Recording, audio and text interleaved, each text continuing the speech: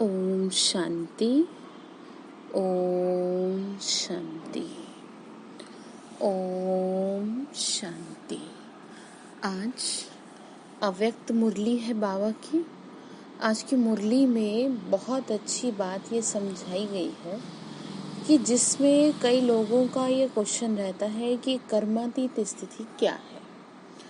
तो आज बाबा ने कर्मातीत स्थिति की परिभाषा समझाई है कि किसे कहेंगे कर्मातीत अवस्था। तो 18/12/1987 का रिवाइज कोर्स है। 25/4/2021 के महावाक्य हैं। मुरली का हेडिंग है कर्मातीत स्थिति की गूढ़ परिभाषा। गूढ़ मतलब गहरी परिभाषा। तो आज विदेही बाप दादा अपने विदेही स्थिति में रहने वाले श्रेष्ठ बच्चों को देख रहे हैं। विदेही यानी देह से परे, खुद भी और बच्चे भी देह से परे, ऐसे बच्चों को देख रहे हैं। तो हर एक ब्राह्मण आत्मा विदेही बनने के व कर्मातीत बनने के श्रेष्ठ लक्ष्य को ले संपूर्ण स्टेज के समीप आ रहे हैं। बाबा ने कहा सब अपनी अपनी अनुसार कोशिश कर रहे हैं संपूर्ण स्टेज के समीप आने की।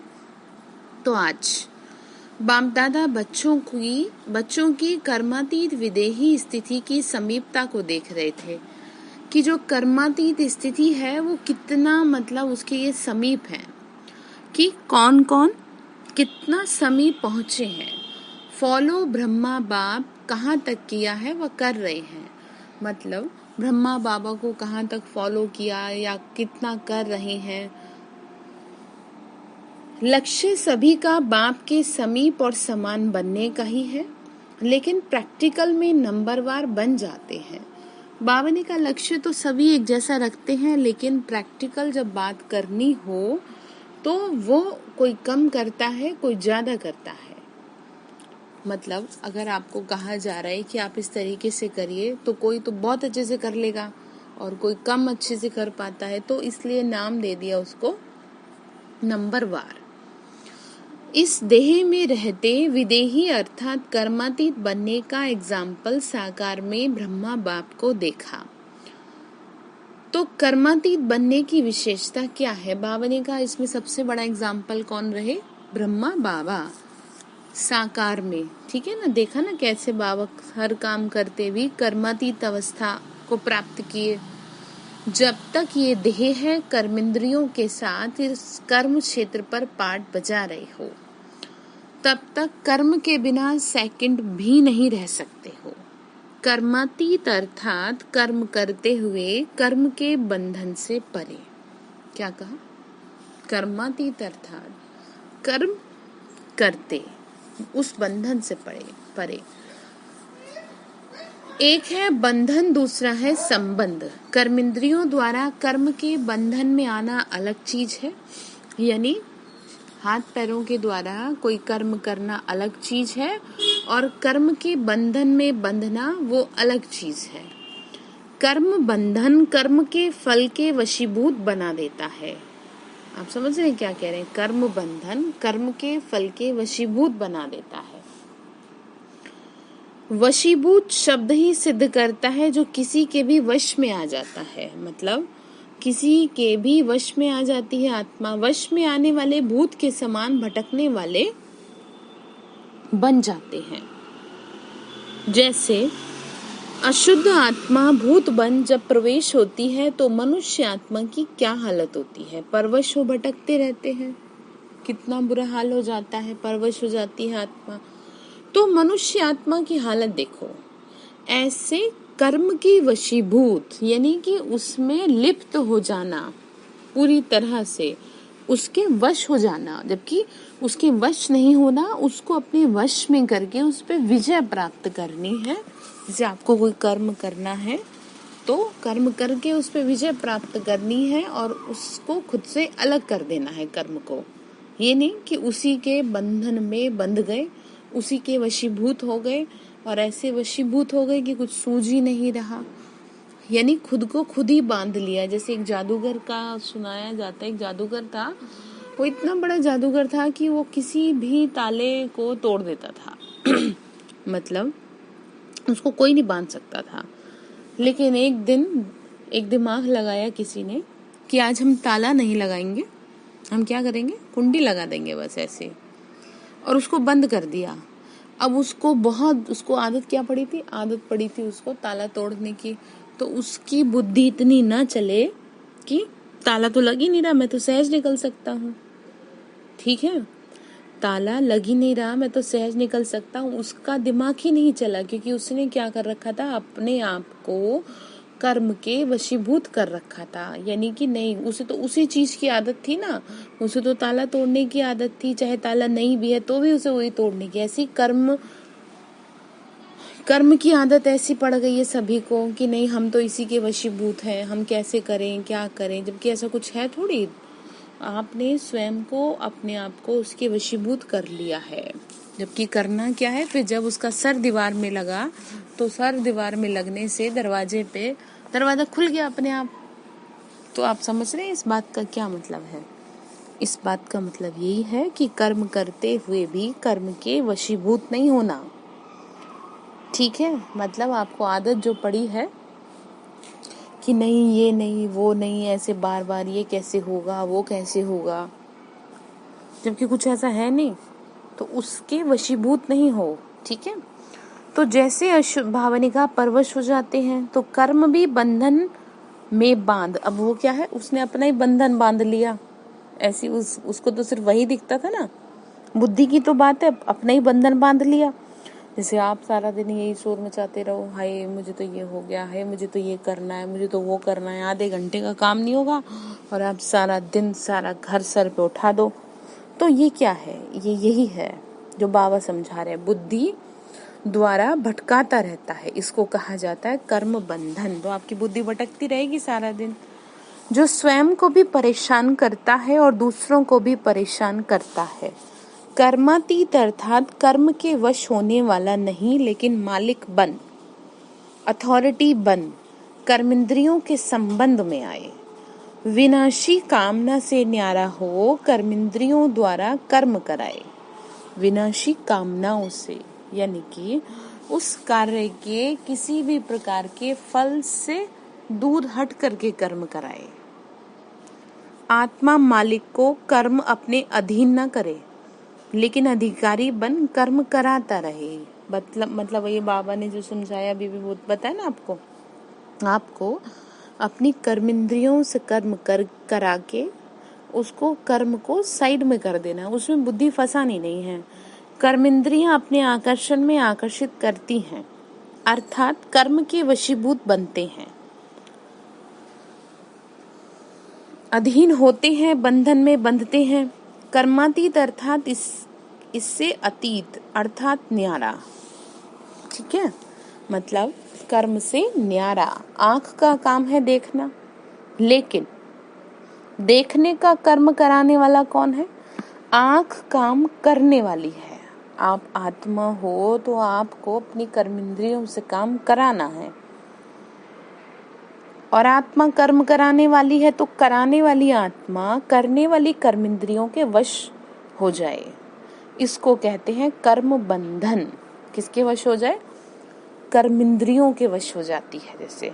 ठीक है, कि क्या करूं, मुझसे तो हो नहीं रहा है, मुझे तो ये करना है, मुझे तो वो करना है, इसको कहेंगे कर्म के संबंध में आना। मतलब समझ में आ रहा है? फिर बाबा ने आगे कहा, कर्मातीत आत्मा जो होती है ना, वो संबंध में आती है लेकिन बंधन में नहीं रहती। कभी कभी कहते हो ना कि बोलना नहीं चाहते थे लेकिन बोल लिया, करना नहीं चाहते थे लेकिन कर लिया, इसको कहा जाता है कर्म के बंधन में वशीभूत आत्मा। मतलब समझ में आ रहा है? यानी कि आप अपने कर्म के बंधन में वशीभूत हैं, कि आपका अपने पे कंट्रोल नहीं है। आपकी कर्मेंद्रियां आपको अपने वश में न करें, आपको उनको अपने वश में रखना है। यानी कि अगर आप नहीं बोलना चाहते कुछ भी मुंह से, तो वो निकले ना आपके मुंह से, और अगर निकल रहा है तो इसका मतलब आप बंधन में हैं। तो ऐसी आत्मा कर्मातीत स्थिति के नजदीक कहेंगे या दूर कहेंगे? तो बाबा ने कहा, देख लो तुम कर्मातीत अवस्था को कैसे प्राप्त करोगे, और जब कर्मातीत अवस्था को प्राप्त करोगे तभी तो तुम मेरे से में जुड़ पाओगे। क्यों? क्योंकि हम सन्यासी तो है नहीं कि जो बैठ जाएंगे ऐसे ही। हमें तो कर्म करते हुए उपराम स्थिति को प्राप्त करना है ना, इसलिए समझाई जा रही है बातें। फिर आगे कहा, कर्मातीत अर्थात देह के संबंध पदार्थ लौकिक चाहे अलौकिक, दोनों संबंध से, बंधन से, अतीत से अर्थात न्यारे।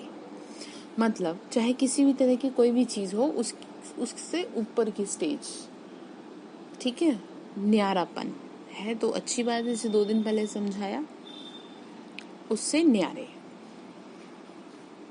भल संबंध शब्द कहने में आता है देह का संबंध, देह के संबंधियों का संबंध, लेकिन देह में व संबंध में अगर अधीन है तो संबंध भी बंधन बन जाता है। अगर अधीनता है आपके संबंधों में तो वो बंधन कहलाएगा, संबंध नहीं। जैसे कि आप ये कहते थे जब सेंटर पे आने के लिए कहा जाता था, क्या करें, टाइम नहीं है, ठीक है, बहुत बिजी रहते हैं या थक जाते हैं, तो वो कहलाएगा बंधन। अब इसी में अगर आपको कहीं और जाना हो तो भी तो आप जाते थे ना, तो ये हो गया बंधन।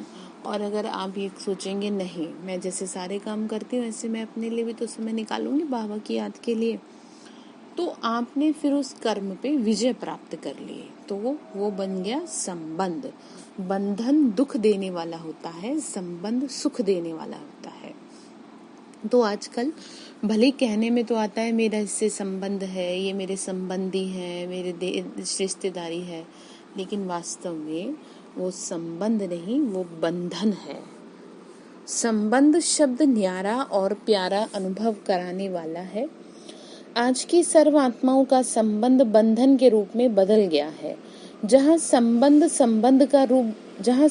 बंधन का रूप बन जाता है, तो बंधन सदा स्वयं को किसी न किसी प्रकार से परेशान करता रहेगा। बंधन, ठीक है। जैसे कि अभी आपको बताया, दुख की लहर अनुभव कराएगा, उदासी का अनुभव कराएगा, विनाशी प्राप्तियां होते भी अल्पकाल के लिए वो प्राप्तियों का सुख अनुभव कराएगा। बाबा ने कहा कि कहीं ना कहीं फंसे रहोगे आप, सुख के साथ साथ अभी प्राप्ति स्वरूप का अनुभव होगा, और अभी प्राप्ति होते भी अप्राप्त स्थिति का अनुभव होगा। यानी जो प्राप्ति है वो भी क्षण भंगुर की होंगी, और उसमें भी होते हुए भी कभी तो सही रहेंगे और कभी सही नहीं रहेंगे। मतलब कभी तो खुश रहेंगे कि हाँ मेरे को सब कुछ है, और कभी नहीं रह पाएंगे। तो यही समझा रहे हैं, ये निशानी है किसकी? देह से जुड़े हुए बंधन की, कि उदास रहेंगे। भरपूर होते भी अपने को खाली अनुभव करेगा, सब कुछ होते हुए भी कुछ और चाहिए, ऐसा अनुभव करता रहेगा। और जहाँ चाहिए, है ना, मतलब वह कभी भी संतुष्ट नहीं रहेगा। मन भी राजी, तन भी राजी रहे, दूसरे भी राजी रहे, ये सदा हो नहीं सकता। बाबा ने कहा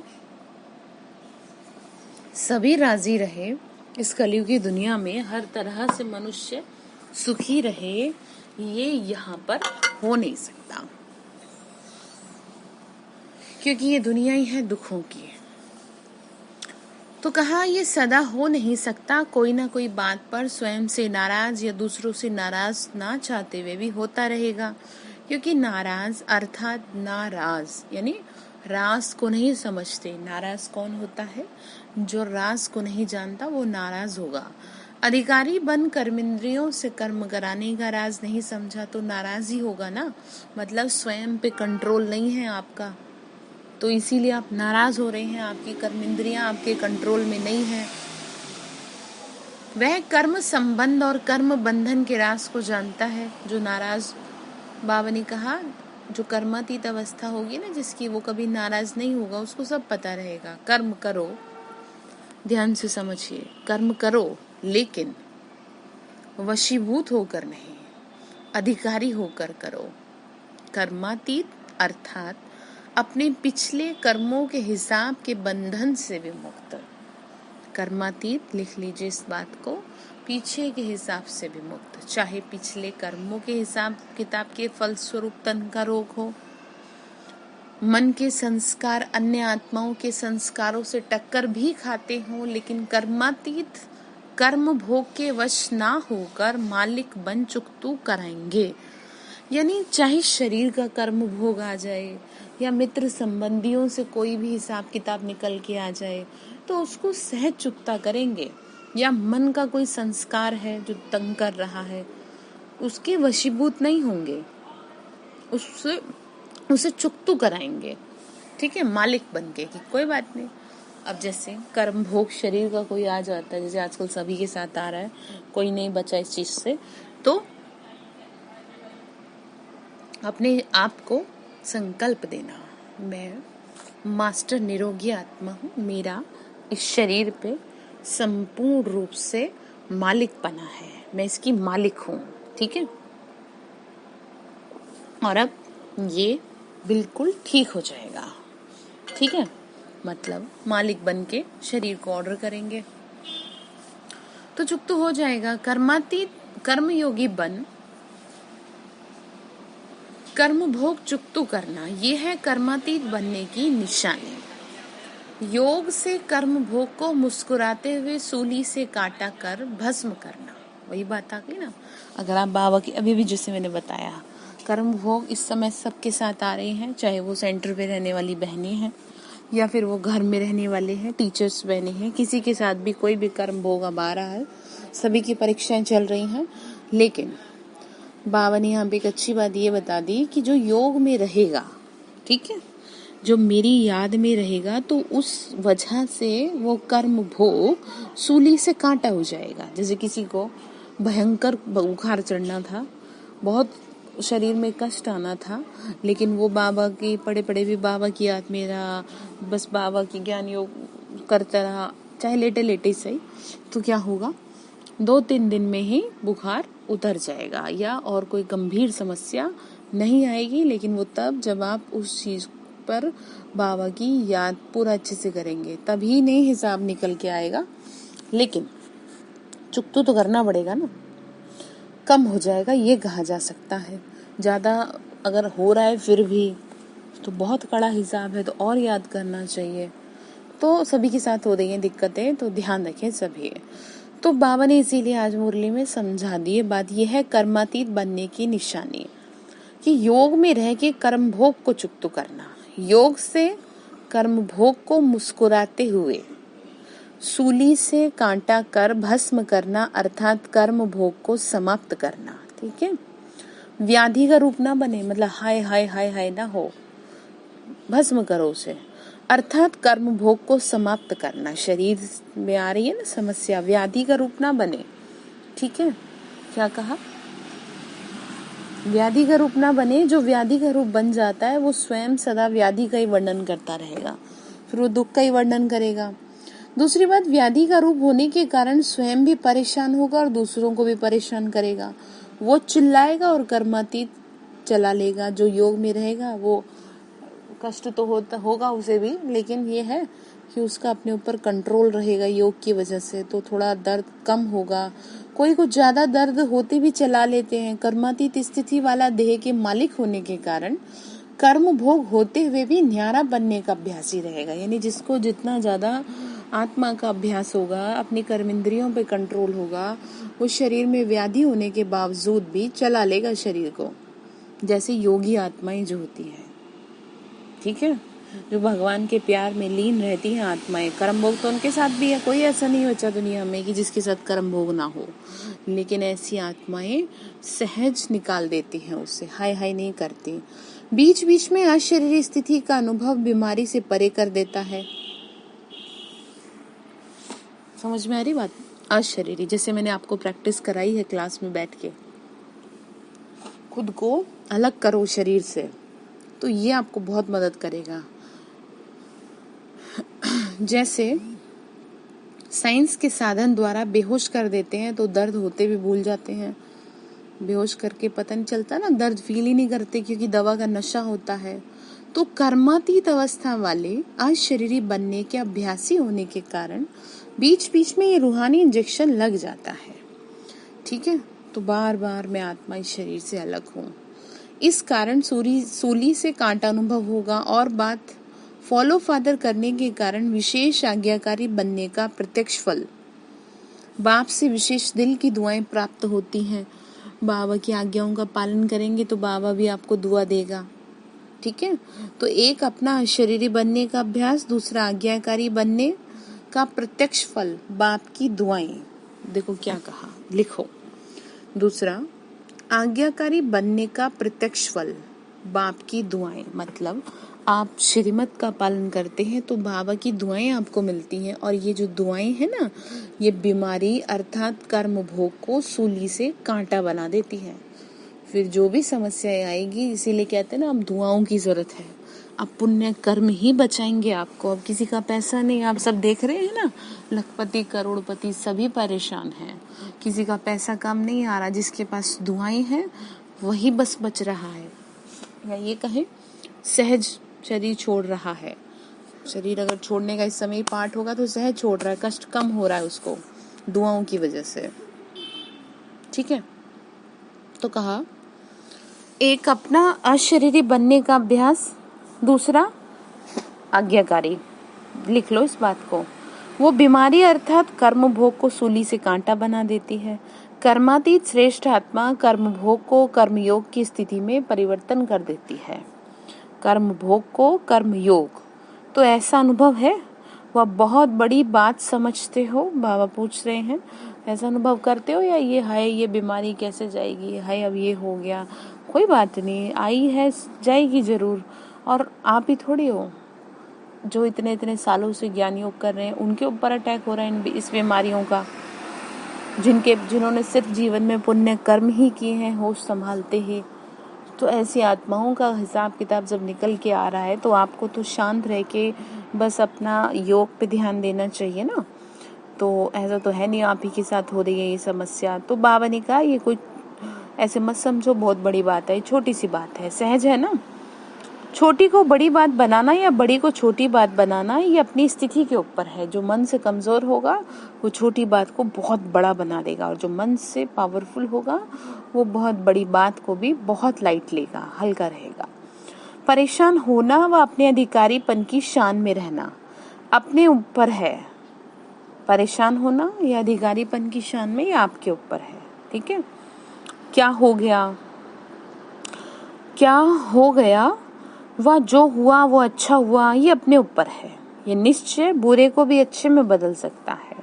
क्या कह रहे हैं ये, अब इसको भी अंडरलाइन करो, ये बुरे को भी अच्छे में बदल देगा। क्योंकि हिसाब किताब चुकता होने के कारण वह समय प्रति समय प्रैक्टिकल पेपर ड्रामानुसार होने के कारण कोई बात अच्छे रूप में सामने आएंगे और कई बार अच्छा रूप होते भी बाहर का रूप नुकसान वाला होगा। जिसको आप कहते हो ये इस रूप से अच्छा नहीं हुआ, बातें आएंगी, अभी तक भी ऐसे बातें आती रही और आती ही रहेंगी, लेकिन नुकसान के पर्दे के अंदर छिपा हुआ फायदा भी होता है। देखो क्या कहा, नुकसान के अंदर छिपे हुए पर्दे के अंदर फायदा भी छिपा है। बाहर का पर्दा नुकसान का दिखाई देता है। अगर थोड़ा सा समय धैर्यवत अवस्था सहनशील स्थिति में अंतर्मुखी हो देखो तो पर्दे के अंदर जो छिपा हुआ है आपको वही दिखाई देगा। मतलब हर बात में कल्याण। अब ये देखो परिवर्तन सृष्टि का नियम है। अब इससे परिवर्तन होगा तो इसमें कल्याण आपको तो नहीं पता, पर बाबा को का तो पता है ना। बाबा पे तो विश्वास है ना कि बाबा हमें कब से पाठ पढ़ा रहे, बच्चे समय बदलेगा, मनुष्य बदलेंगे, ये धरती आकाश सब बदलेगा। तो धीरे धीरे करके ऐसे तो बदलेंगे, कैसे बदलेंगे बताओ। तो ये है भगवान के पाठ पढ़ाने का तरीका। तो आपको तो पहले से पढ़ा रखा है, तो फिर क्या सोचना इस बारे में। आपको वही दिखाई देगा, ऊपर का देखते भी नहीं देखेंगे। होली हंस होना, बाबा ने कहा जब आपको मैंने सारी बात बता दी तो आप उसके फायदे को देखो, ऊपर से मत देखो। ये मत देखो कि क्या क्या हो रहा है, ये देखो आपको भगवान ने मौका दिया, कितना याद करने का भी दे रहे, अंदर आराम से रख रखा है आपको। तो फिर आगे कहा जब वो हंस कंकड़ और रतन को अलग कर सकता है तो होली हंस अपने छिपे हुए फायदे को ले लेगा। यानी जो होली हंस आत्माएं होंगी नुकसान के बीच फायदे को ढूंढ लेगा। समझा? जल्दी घबरा जाते हैं ना, इससे क्या होता है? बाबा ने कहा जल्दी घबराने से क्या होता है? जो अच्छा सोचा जाता वह भी घबराने के कारण बदल जाता है। तो घबराओ नहीं, कर्म को देख, कर्म के बंधन में नहीं फंसो। क्या हो गया, कैसे हो गया, ऐसे तो नहीं होना चाहिए था, मेरे से ही क्यों होता है, मेरा ही भाग्य शायद ऐसा है, ये रस्सियां बांधते जाते हो। बाबा ने कहा इस तरह की फालतू बातें तुम बहुत कर लेते हो। ये संकल्प ही रस्सियां हैं, इसीलिए कर्म के बंधन में आ जाते हो। व्यर्थ संकल्प ही कर्म बंधन की सूक्ष्म रस्सियां हैं। व्यर्थ संकल्प। कर्मातीत आत्मा कहेगी जो होता है वो अच्छा, मैं भी अच्छा, बाप भी अच्छा और ड्रामा भी अच्छा, सब अच्छा, अच्छा ही अच्छा बस। तो बाबा ने कहा ये बंधन को काटने की कैंची का काम करेगी। फिर बंधन कट गए तो कर्मातीत हो गए। कल्याणकारी बाप के बच्चे होने के कारण संगम युग का हर सेकंड कल्याणकारी है। लिख लो, किसके बच्चे हो? कल्याणकारी बाप के। तो हर सेकंड यहाँ पर कल्याणकारी है। बंधन कट गए ना।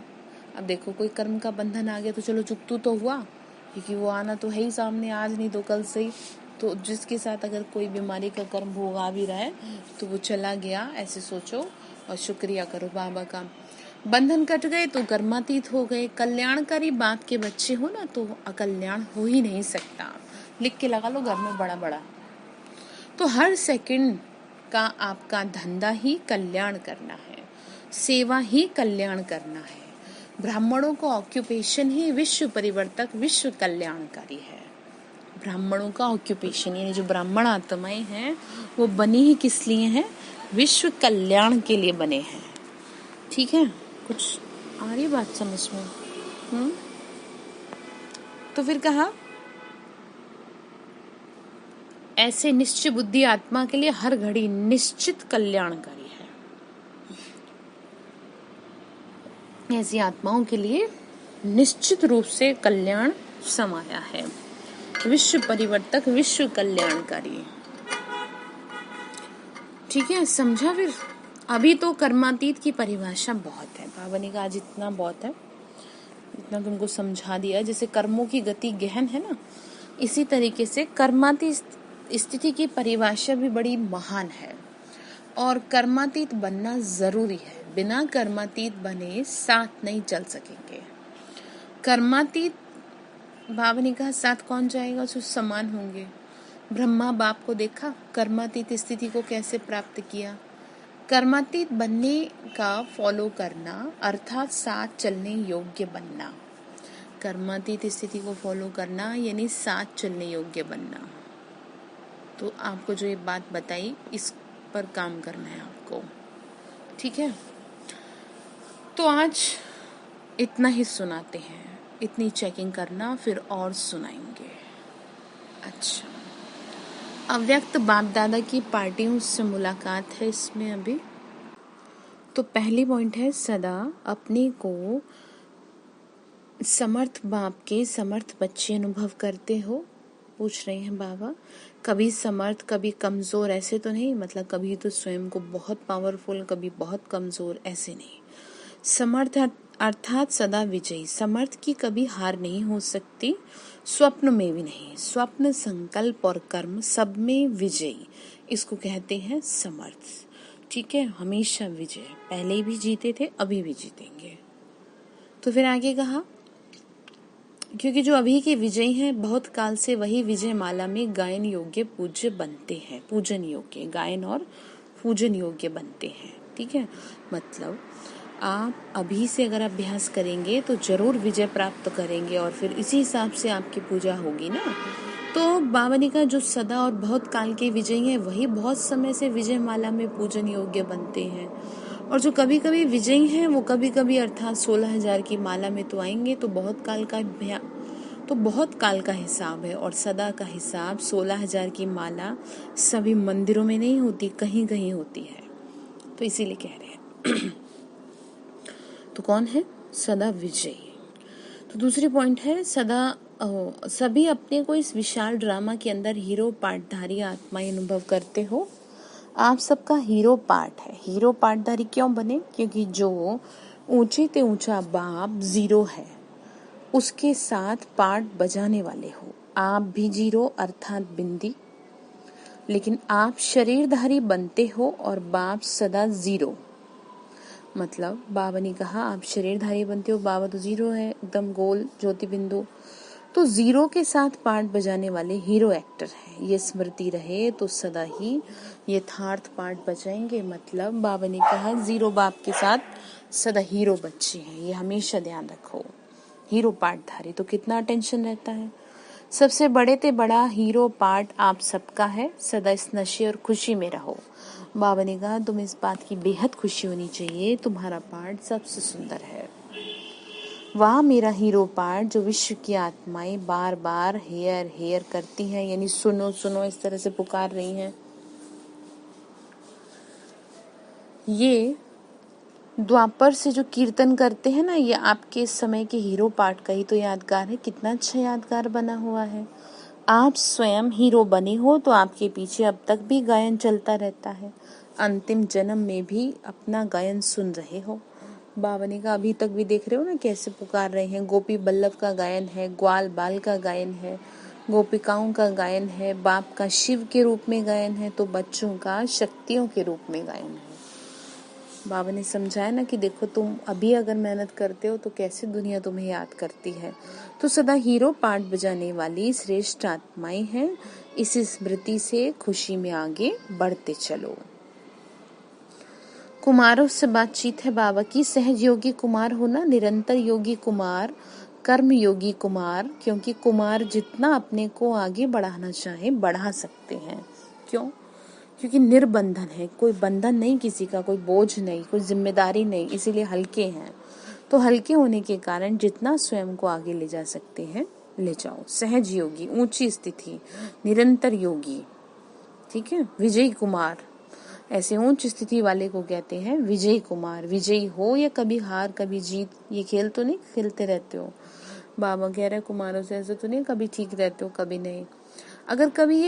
अगर कभी हार जीत के संस्कार होंगे तो एक रस स्थिति का अनुभव नहीं होगा। एक की लगन में मगन रहने का अनुभव कैसे करोगे फिर बताओ। फिर आगे कहा सदा हर कर्म में कमाल करने वाले हो ना। कोई भी कर्म साधारण ना हो, हर कर्म महान हो। जैसे बाप की महिमा करते हो, बाप की कमाल बताते हो, ऐसे कुमार अर्थात हर कर्म में कमाल दिखाने वाले। कभी ऐसे कभी कैसे वाले नहीं, हर कर्म में कमाल। मतलब हर बात में जैसे सेंस कहा जाता है ना, ऐसे हर कर्म, कोई कर्म ऐसा व्यर्थ ना हो। बाप की कमाल गाते हो। बाबा ने कहा जहाँ कोई खींचे वहाँ खिंच जाओ, ऐसा तो नहीं है। लुढ़कने वाले लोटे तो नहीं हो। बाबा पूछ रहे हैं कि ऐसा तो नहीं जिधर को लुढ़क जाओ उधर को उसी के हो जाओ, ऐसे नहीं। कमाल करने वाले बनो। अविनाशी अविनाशी बनाने वाले हैं, ऐसे चैलेंज करने वाले बनो। ऐसी कमाल करके दिखाओ जो हर एक कुमार चलता फिरता फरिश्ता हो। दूर से फरिश्तेपन की झलक दिखे। वाणी से सेवा के प्रोग्राम तो बहुत बना लिए, वो तो करेंगे, लेकिन आजकल प्रत्यक्ष प्रूफ चाहिए। मतलब प्रैक्टिकल में दिखाओ ना, प्रत्यक्ष सामने देखना चाहती है दुनिया। तो सबसे श्रेष्ठ प्रमाण बाबा ने इसीलिए कहा तुम प्रैक्टिकल प्रमाण हो, प्रत्यक्ष प्रमाण। प्रत्यक्ष प्रमाण इतने हो जाएं तो सहज सेवा हो जाएगी। फरिश्तेपन की सेवा करो तो मेहनत कम, सफलता ज्यादा होगी। सिर्फ वाणी से सेवा नहीं करो, लेकिन मन, वाणी और कर्म तीनों से साथ साथ सेवा हो, इसको कहते हैं कमाल। मन, वाणी और कर्म। फिर विदाई के समय है बातचीत बाबा की। चारों ओर के तीव्र पुरुषार्थी, सदा सेवाधारी, सदा डबल लाइट बन, औरों को भी डबल लाइट बनाने वाले, सफलता को अधिकार से प्राप्त करने वाले, सदा बाप समान आगे बढ़ने वाले और औरों को भी आगे बढ़ाने वाले, ऐसे सदा उमंग उत्साह में रहने वाले श्रेष्ठ आत्माओं को, स्नेही बच्चों को बाप दादा का बहुत बहुत सिक व प्रेम से याद, प्यार और गुड मॉर्निंग। रूहानी हम बच्चों की रूहानी माता पिता बाप दादा को नमस्ते नमस्ते बाबा नमस्ते। दूसरा वरदान है फिर आगे, सर्वाधिकारी स्थिति में स्थित रहने वाले, कर्म बंधन को कर्म के संबंध में बदलने वाले, कर्म बंधन को संबंध में, कर्म भोग को कर्म योग की स्थिति से सूली से कांटा बनाने वाले, हर सेकंड कल्याण करने वाले, सदा ब्रह्मा बाप समान कर्मातीत स्थिति के समीप अनुभव करने वाले, ऐसे विशेष आत्माओं को बाप दादा का याद प्यार और नमस्ते। तो वरदान फिर बाबा ने दिया, कदम कदम पर सावधानी रखते हुए पद्मों की कमाई जमा करने वाले, पद्मपति भव। कदम कदम सावधान, बाप बच्चों को बहुत ऊंची स्टेज पर रहने की सावधानी दे रहे हैं, इसीलिए जरा भी गफलत करने का समय नहीं है। अब तो कदम कदम पर सावधानी रखते हुए कदम में पद्मों की कमाई जमा करते पद्मपति बनो। जैसे नाम है ना पद्मा पद्मपति भाग्यशाली, ऐसे कर्म भी हो, एक कदम भी पद्म की कमाई के बगैर ना जाए, मतलब व्यर्थ ना जाए। तो बहुत सोच समझ के श्रीमत प्रमाण हर कदम उठाओ। श्रीमत में मनमत मिक्स नहीं करो, सावधानी से चलो, ठीक है। स्लोगन है, मन को ऑर्डर प्रमाण चलाओ तो मन मनाभव की स्थिति स्वतः रहेगी। मन को ऑर्डर प्रमाण चलाओ तो मन मनाभव यानी बाबा की याद में स्वतः ही रहेंगे। तो आज बाबा ने हम बच्चों को काम जो दिया है, होमवर्क, वो ये है कि कदम कदम पर सावधानी रखते हुए आगे की ओर चलते जाना। श्रीमत के अगेंस्ट कुछ भी ना हो, बाबा की आज्ञाओं पर ही चलना है और कर्म भोग को कर्म योग से समाप्त करना है, हाय हाय नहीं करनी, ठीक है। अच्छा, ओम शांति।